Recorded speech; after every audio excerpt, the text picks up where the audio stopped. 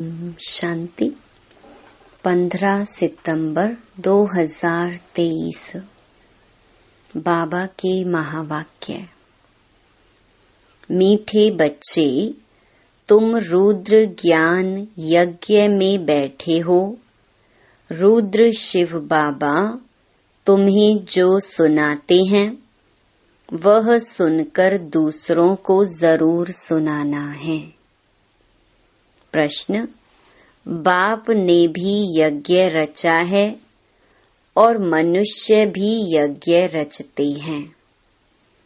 दोनों में कौन सा मुख्य अंतर है? उत्तर। मनुष्य रुद्र यज्ञ रचते हैं कि शांति हो, अर्थात विनाश ना हो। लेकिन बाप ने रुद्र यज्ञ रचा है कि इस यज्ञ से विनाश ज्वाला निकले और भारत स्वर्ग बने। बाप के इस रुद्र ज्ञान यज्ञ से तुम नर से नारायण अर्थात मनुष्य से देवता बन जाते हो। उस यज्ञ से तो कोई भी प्राप्ति नहीं होती है। गीत। तुम्हारे बुलाने को जी चाहता है। ओम शांति। यह कितना मीठा गीत है और कितना अर्थ सहित है। जो विशाल बुद्धि वाले होंगे वह अच्छी रीति समझ सकेंगे। बुद्धि भी नंबरवार है ना। उत्तम, मध्यम, कनिष्ठ होते हैं। उत्तम बुद्धि वाले इसका अर्थ अच्छी रीति समझ सकते हैं। तुम्हारे बुलाने को जी चाहता है, यह कौन याद करते हैं?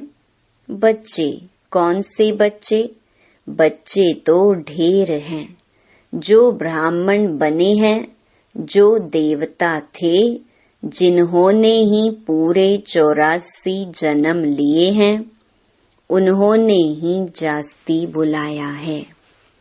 वही शिव अथवा सोमनाथ के मंदिर की स्थापना करते हैं। सिद्ध होता है हम जो पूज्य देवी देवता थे अभी पुजारी बने हैं। बरोबर हम पूज्य थे फिर पुजारी बने तो सोमनाथ शिव की पूजा करते हैं। रुद्र यज्ञ बहुत रचते हैं, रुद्र ज्ञान यज्ञ कभी नहीं रचते। रुद्र यज्ञ नाम रखते हैं, अभी भी रुद्र यज्ञ रच रहे हैं। तुम बहुत अच्छा समझा सकते हो रुद्र कौन है। क्या रुद्र ने कभी यज्ञ रचा था? कैसे रचा? फिर क्या उसकी सिद्धि हुई? यह तो कोई नहीं जानते। तुमको अभी ज्ञान का तीसरा नेत्र मिला है। परम पिता परमात्मा के सिवाय ज्ञान का तीसरा नेत्र कोई दे नहीं सकता। ज्ञान सागर परम पिता परमात्मा को ही गाया जाता है। मनुष्य को ज्ञान सागर नहीं कह सकते। अभी तुम जानते हो हमको दादे का वर्षा मिल रहा है, जिसको ही याद करते हैं कि बाबा आकर अविनाशी ज्ञान रत्नों का दान करो। फिर हम भी दान लेकर औरों को करेंगे। बहुत सहज है। सिर्फ याद दिलाएंगे कि तुम्हारे 2 बाप हैं। भक्ति मार्ग में 2 बाप हो जाते हैं। सतयुग त्रेता में लौकिक बाप ही होता है। वहाँ वर्षा भी तुम इस समय के पुरुषार्थ अनुसार पाते हो। तो तुम बच्चों का माथा फेरना चाहिए। ऐसी ऐसी जगह जाकर पूछना चाहिए कि रुद्र यज्ञ किसने रचा था। क्या रुद्र ज्ञान यज्ञ है या रुद्र यज्ञ है? असुल नाम है रुद्र ज्ञान यज्ञ। रुद्र तो है निराकार, वह कैसे यज्ञ रचेगा? जरूर शरीर धारण करना पड़े। दक्ष प्रजापति का यज्ञ भी मनाते आते हैं, दिखाते हैं। दक्ष प्रजापति यज्ञ में अश्व को स्वाहा करते हैं, घोड़े को टुकड़े टुकड़े कर जलाते हैं। उनको दक्ष प्रजापति यज्ञ कहते हैं। यह तुम अब भी जानते हो तो वहाँ लिखना चाहिए यह कौन सा यज्ञ है। बड़ा भपके से यज्ञ करते हैं, बहुत पैसे इकट्ठे करते हैं, बड़े बड़े आदमी दान करते हैं, कोई 100 निकालते, कोई 500 निकालते। इस रुद्र ज्ञान यज्ञ में तो तुम सारे स्वाहा होते हो।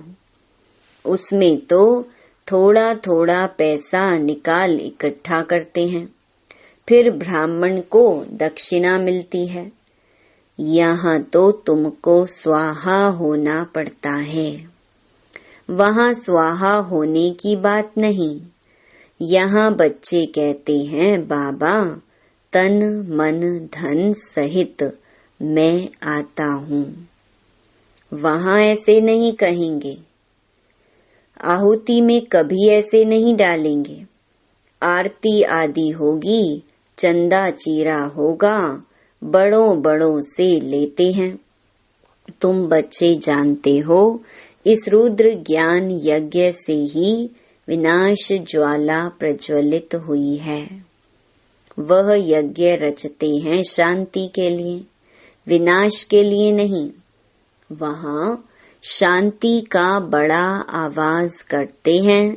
शांति तो सारी दुनिया में चाहिए ना। परमात्मा है शांति का सागर।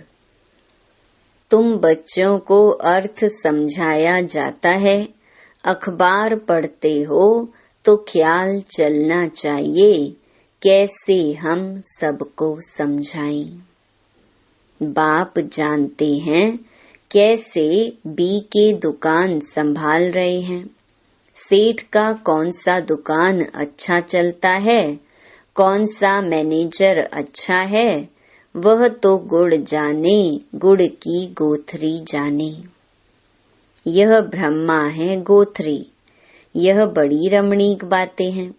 तो रुद्र ज्ञान यज्ञ के लिए तो लिखा हुआ है, इससे विनाश ज्वाला निकली। वह यज्ञ करते हैं शांति के लिए। यह है सच्चा सच्चा यज्ञ। उन ब्राह्मणों के तो अनेक सेठ होते हैं, यह तुम ब्राह्मणों का एक ही सेठ है। बाप है रुद्र। रुद्र बाप कहो, शिव कहो, सोमनाथ कहो, उसने ज्ञान यज्ञ रचा है जिसमें तुम बैठे हो। वह यज्ञ तो 2-4 दिन चलेगा। तुम्हारा यह रुद्र ज्ञान यज्ञ तो बहुत बड़ा है, उसमें टाइम लगता है। यह है नर से नारायण अथवा मनुष्य से देवता बनने का यज्ञ। वह तो ऐसे नहीं कहेंगे। बाप बैठ समझाते हैं कैसे उन्हों को सावधान करो।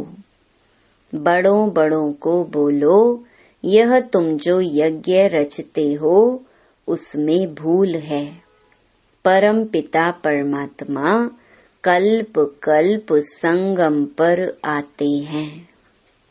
शास्त्रों में युगे युगे लिख दिया है, यह भूल कर दी है। वैसे ही रुद्र यज्ञ रचते हैं।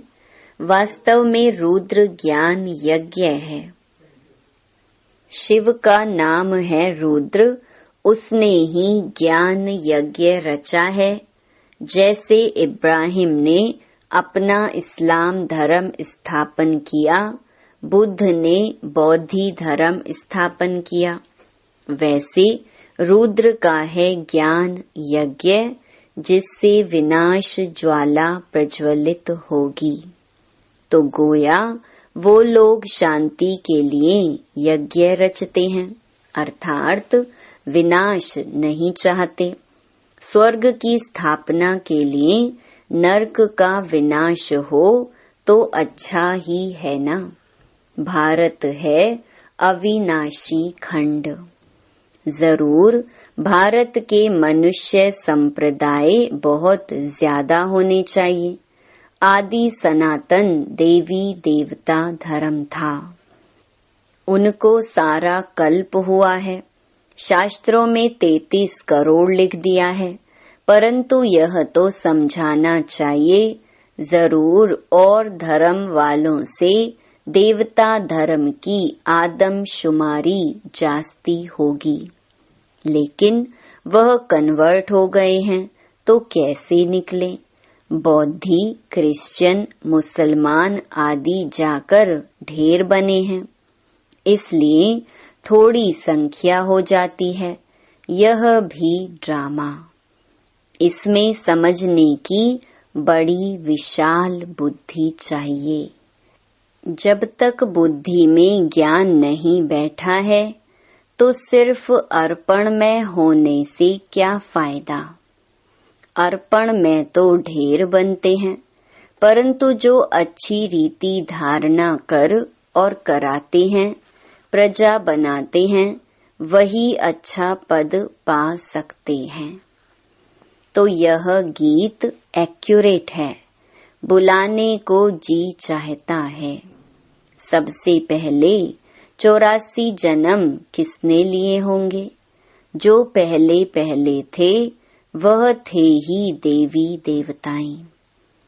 सो भी भारत में थे। अभी तो कोई कहाँ कन्वर्ट हो गए हैं। कई तो भारत से बाहर चले गए हैं। नहीं तो वास्तव में भारत जैसा बड़े ते बड़ा तीर्थ और कोई है नहीं। और सभी धर्म स्थापक जो हैं, उन्हों को भी पावन बनाने के लिए भगवान को भारत में आना पड़ता है, क्योंकि सब पतित हैं। सबको पावन बनाने वाला एक है। यह तुम जानते हो। तुम्हारे में भी नंबरवार यथार्थ रीति जान सकते हैं। तुम कहेंगे हम रुद्र ज्ञान यज्ञ में बैठे हैं। ऐसा कोई यज्ञ होता है क्या जिसमें इतना समय बैठे हो? क्या बैठ करते हो? रुद्र जो ज्ञान सुनाते हैं वह सुनते ही रहते हो। जहाँ तक रुद्र बाबा इस शरीर में हैं, सुनाते ही रहेंगे। प्रजापिता ब्रह्मा भी तो जरूर यहाँ होगा ना। ब्रह्मा का दिन और ब्रह्मा की रात गाई हुई है। सूक्ष्म वतनवासी ब्रह्मा का थोड़े ही दिन और रात बनाएंगे। वह तो सूक्ष्म वतनवासी देवता है। दिन और रात का प्रश्न यहाँ का है।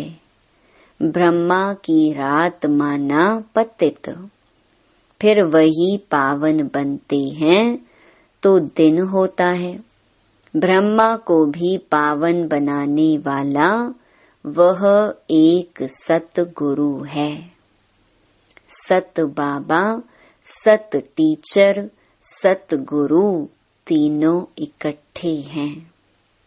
पहले जरूर बाप के बच्चे होंगे, फिर पद टीचर से पाएंगे। नंबर वार है ना। यह भी बुद्धि में रहे तो कितनी खुशी रहे। तुम पहले बेहद के बाप के थे ना। यहाँ आए हो पार्ट बजाने। भक्ति मार्ग में बेहद के बाप को याद करते आए हो, क्योंकि वह है स्वर्ग का रचयिता। जरूर स्वर्ग की राजाई देने वाला होगा। यह समझाना तो बड़ा सहज है, सेंसिबल ही समझा सकेंगे। वास्तव में सेंसिबल तुम ब्राह्मण हो। तुम्हारे में जो अक्लमंद हैं, उनमें भी नंबरवार हैं। दुनिया के अक्लमंद भी नंबरवार है ना। यहाँ भी जो सेंसिबल बनते जाएंगे, वह जरूर अच्छा नंबर पाएंगे। हर एक अपने दिल से पूछे, हम कहाँ तक सेंसिबल बना हूँ।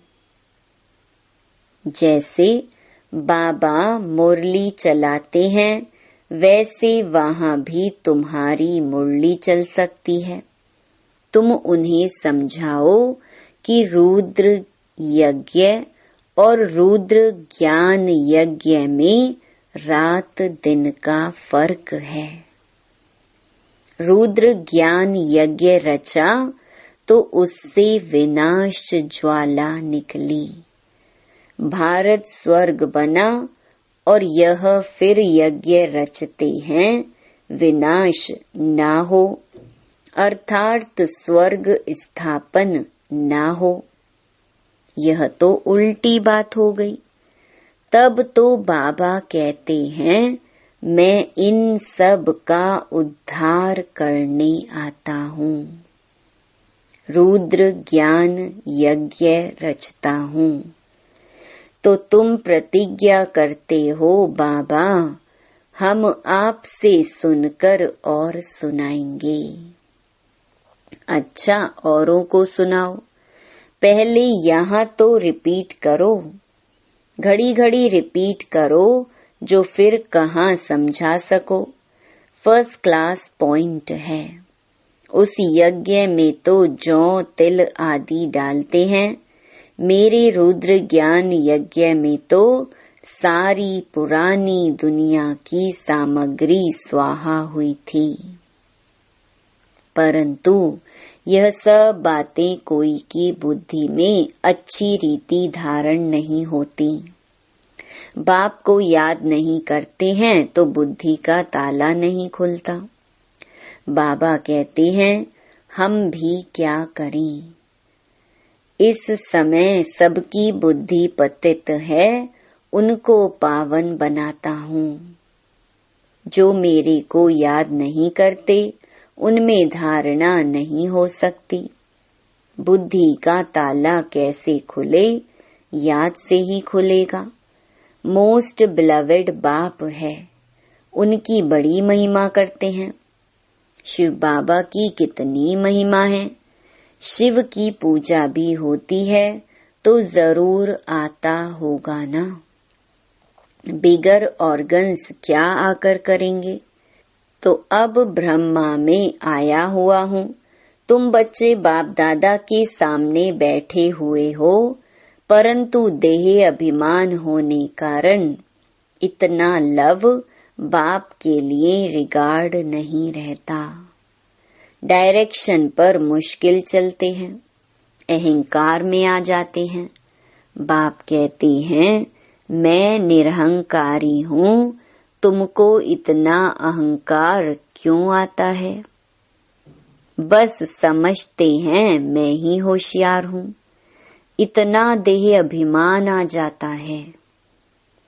अब कोई का पति मर जाता है तो उसकी देह खत्म हो गई, बाकी आत्मा निकल गई। फिर ब्राह्मणों में आत्मा को बुलाते हैं, देह को तो नहीं बुलाते। भावना रखते हैं तो भावना का भाड़ा मिलता है। पति को याद करते रहें तो पति का साक्षात्कार कर लेंगे। बाबा साक्षात्कार तो कराते हैं ना। ऐसे बहुतों का प्यार होता है। आएगी तो आत्मा ना। कोई का स्त्री में प्यार है तो भावना का भाड़ा मिल जाता है। स्त्री को देख लेते हैं, चीज ले आते हैं, खुद उनको पहनाते हैं। ऐसे बहुत कुछ होता आया है। आगे बहुत विधि से खिलाते थे। जैसे गणेश को अथवा नानक आदि को याद करते हैं तो साक्षात्कार हो जाता है। ऐसे बहुतों को हो सकता है, परंतु वह चाबी एक ही बाप के हाथ में है। बाप कहते हैं यह साक्षात्कार की बातें भी ड्रामा में नोंधी हुई हैं। साक्षात्कार कराया, ड्रामा चला, ठहरता नहीं है। ड्रामा को भी अच्छी रीति जानना होता है। अरे बाबा का तो अच्छी रीति रिगार्ड रखो। बाप में इतना रिगार्ड प्यार रखना बड़ा मुश्किल समझते हैं। समझते हैं वह तो निराकार है। कहते हैं यह तो उनका रथ है, इनको हम क्या करेंगे। हम तो निराकार को ही याद करेंगे। अच्छा, निराकार की गोद में जाकर दिखाओ। निराकार साथ खाओ पियो। तुम इनके पास क्यों आते हो? कहते हैं नहीं बाबा, आप इसमें हो, आपको ही इसमें विराजमान समझ चलते हैं। यह बड़ा मुश्किल किसकी बुद्धि में रहता है। ऐसे बहुत हैं जो गपोड़े लगाते हैं हमारा बाबा में बहुत प्यार है। हम इतने घंटे बाबा को याद करते हैं। बाबा कहते हैं मैं भी पूरा याद नहीं करता हूँ, मैं तो एक ही सिकी लधा बच्चा हूँ, फिर भी मैं पुरुषार्थ बहुत करता हूँ। अच्छा, मीठे मीठे सिकी लधे बच्चों प्रति मात पिता बाप दादा का याद प्यार और गुड मॉर्निंग। रूहानी बाप की रूहानी बच्चों को नमस्ते। धारणा के लिए मुख्य सार।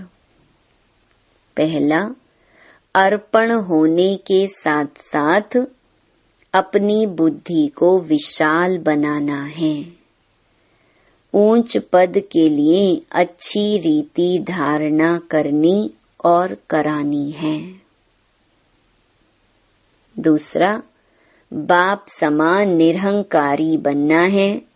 अहंकार छोड़ बाप से अति लव व रिगार्ड रखना है। देह अभिमान में नहीं आना है। वरदान, मालिक बन कर्मेंद्रियों से कर्म कराने वाले कर्म योगी कर्म बंधन मुक्त भव। ब्राह्मण जीवन कर्म बंधन का जीवन नहीं, कर्म योगी जीवन है। कर्मेंद्रियों के मालिक बन जो चाहो, जैसे चाहो, जितना समय कर्म करने चाहो, वैसे कर्मेंद्रियों से कराते चलो तो ब्राह्मण सो फरिश्ता बन जाएंगे। कर्म बंधन समाप्त हो जाएंगे। यह देह सेवा के अर्थ मिली है। कर्म बंधन के हिसाब किताब की जीवन समाप्त हुई। पुरानी देह और देह की दुनिया का संबंध समाप्त हुआ, इसलिए इसे मरजीवा जीवन कहते हैं। स्लोगन, दिलाराम के साथ का अनुभव करना है तो साक्षीपन की स्थिति में रहो। ओम शांति।